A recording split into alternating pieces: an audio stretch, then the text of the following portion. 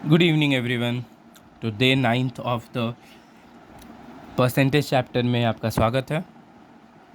तो हम लोग जो फ्राइडे को पढ़े थे वो था मल्टीप्लाइंग फैक्टर। अब चलिए उसी के बेसिस पर कुछ क्वेश्चंस कर लेते हैं।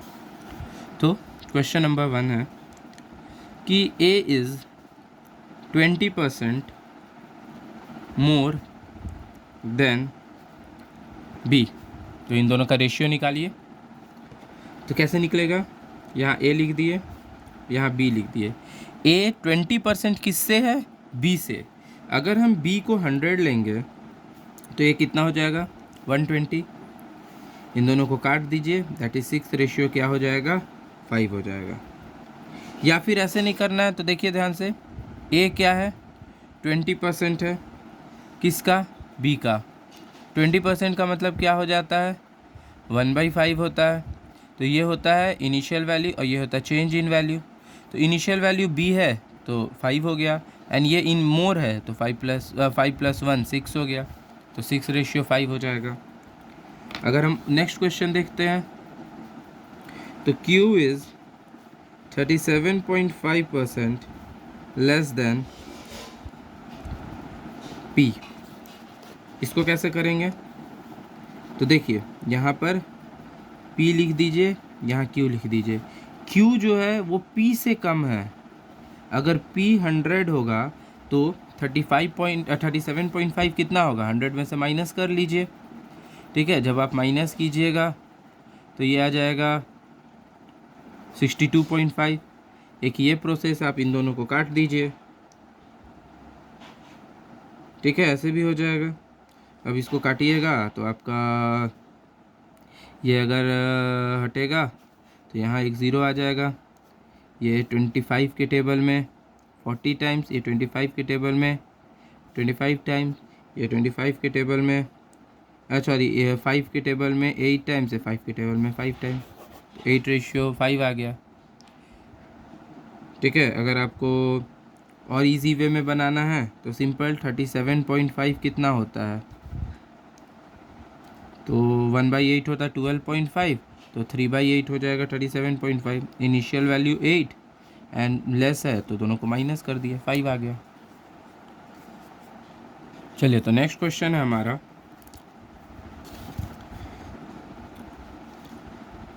द टाइम ड्यूरेशन, या पहले मैं पॉज करके इसे क्वेश्चन लिख लेता हूँ जिससे आपका टाइम वेस्ट ना हो। क्वेश्चन है the time duration of 1 hour 45 minute is what percent of a day. ठीक है, ऑफ अ डे। तो देखिए 1 hour 45 minutes को हम आर में कन्वर्ट कर सकते हैं, दैट इज़ 1 + 45/60, 7/4 आ गया। इतना आर ऑफ अ डे, एक दिन में कितना घंटा होता है? तो 24 आवर। तो परसेंट निकालने के लिए ये इनिशियल बाई नीचे ये इंटू 100, यही हो जाएगा। इसको आप सॉल्व कर लीजिए, दैट इज़ 7/4 इंटू 24 इंटू 100। आप इस मेथड से भी सॉल्व कर सकते हैं। तो इसको सॉल्व कीजिएगा तो कैसे आएगा?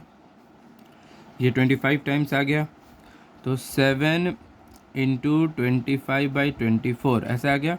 तो क्या हम इसको लिख सकते हैं 7 इंटू 1 +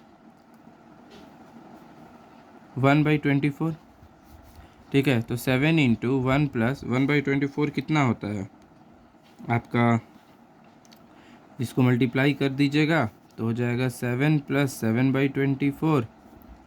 तो ये हो जाएगा 1 कॉमन ले लीजिए तो 1 + 4.16 होता है, दैट इज 7 इंटू 5.16 कर दीजिए, आपका आंसर आ जाएगा।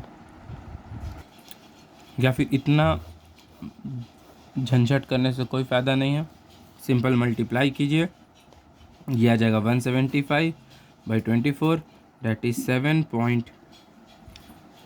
7.292, आपका आंसर आ जाएगा। ठीक है, इतना लंबा प्रोसेस करने से कोई फ़ायदा आपका नहीं होने वाला है। तो ये कीजिए, आपका ज़्यादा इजी आ जाएगा। सो चलिए अब यहाँ से कुछ टाइप्स वाइज क्वेश्चन करेंगे। तो चलिए टाइप 1 करते हैं पहले। टाइप 1 का क्वेश्चन है, if 49% of x is equal to y, then y% of 50 is. ठीक है, अगर 49% ऑफ x जो है 49% ऑफ मतलब मल्टीप्लाई x y है, तो y% ऑफ 50 क्या आएगा। तो देखिए इसको अगर हम निकालेंगे x के फॉर्म में ही, तो ये मेरा क्या हो जाएगा। देखिए यहाँ पर ये y% ऑफ 50 मेरा क्या होगा, y/100 इंटू 50। ये इससे 2 बार में कट गया, मतलब हमको y/2 निकालना है। यहाँ भी 2 से मल्टीप्लाई कर दीजिए, यहाँ भी 2 से मल्टीप्लाई सॉरी यहाँ भी 2 से डिवाइड कर दीजिए, यहाँ भी 2 से डिवाइड कर दीजिए। तो ये मेरा आ जाएगा कितना, 24.5% ऑफ x। यही आपका आंसर आ जाएगा, यही ना निकालना था। तो 24.5% ऑफ x ही जो होता है वही मेरा हो जाता है आपका y% ऑफ 50। ध्यान से समझिए, 49% of x is equal to y था, y% ऑफ 50 निकालना था। तो y% ऑफ 50 का मतलब हो जाता है y/100 इंटू 50 से ये 2 बार में डिवाइड हो गया, y/2 निकालना है अब।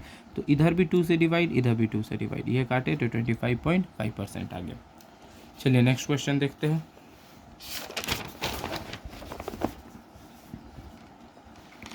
नेक्स्ट क्वेश्चन है कि 5% of a is equal to b, then b% of 20 क्या होगा। ध्यान से देखिए, 5% ऑफ a मतलब simple 5% of a is equal to b निकालना है, तो b% ऑफ 20 ये कितने बार में हो जा रहा है, 5 टाइम्स में। मतलब हमको b/, क्या निकालना है, 5। इधर भी 5 से डिवाइड, इधर भी 5 से डिवाइड, कट गया तो 1% ऑफ क्या आ गया, a आ गया। यही मेरा b/5 आया, यही मेरा आंसर हो जाएगा।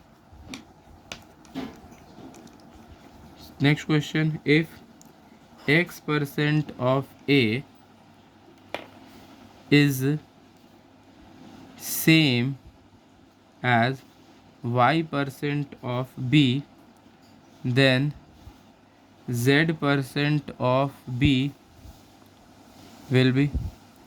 मतलब देखिए यहाँ पर है x और y का, ठीक है, यहाँ z और b का है, तो हम लोग कैसे निकालेंगे। तो देखिए x% ऑफ का मतलब multiply a is equal to y% of b, percent से परसेंट कट गया, b को हमको निकालना है तो b को इधर ले आए, y को इधर ले आए, x/y into a is equal to b आ गया मेरा। अब इसमें पुट कर दीजिए, तो हमको क्या करना है, z% ऑफ b निकालना है, यही ना निकालना है।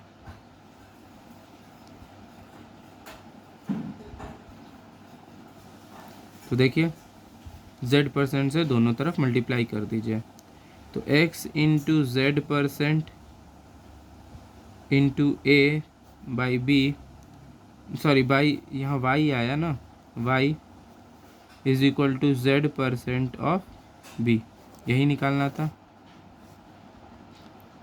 ध्यान से देखिए x% ऑफ a, फिर से एक बार फ्रेश में देखिए, x% of a is equal to y% of b। अगर हम परसेंट को नहीं काटते भी है, y को बस इधर ले आइए, तो देखिए x% divided by y into a is equal to, यहाँ पर गैप खाली हो गया, -% ऑफ b, z से दोनों तरफ मल्टीप्लाई कर दीजिए, z into x% into a by y is equal to z% of b। तो z% ऑफ b क्या आ गया, यही आ गया। अब नेक्स्ट क्वेश्चन खुद देखिए, आप लोग बनाइएगा कि x% of y is equal to 150 and y% of z is equal to 360, then find x and z। इन दोनों के बीच का रिलेशन निकालना है। ध्यान से देखिए, x% ऑफ y 150 है, ठीक है, एंड y% ऑफ z 300 है। देखिए इन दोनों में रिलेशन निकालना है, मतलब हमको y को हटाना होगा, डिवाइड कर दीजिए, परसेंटेज से परसेंटेज कैंसिल आउट हो गया, y से y हट गया, तो सिंपल आ गया x/z इज इक्वल टू 1/2। तो जो मेरा z आ गया वो ट्वाइस ऑफ x आ गया।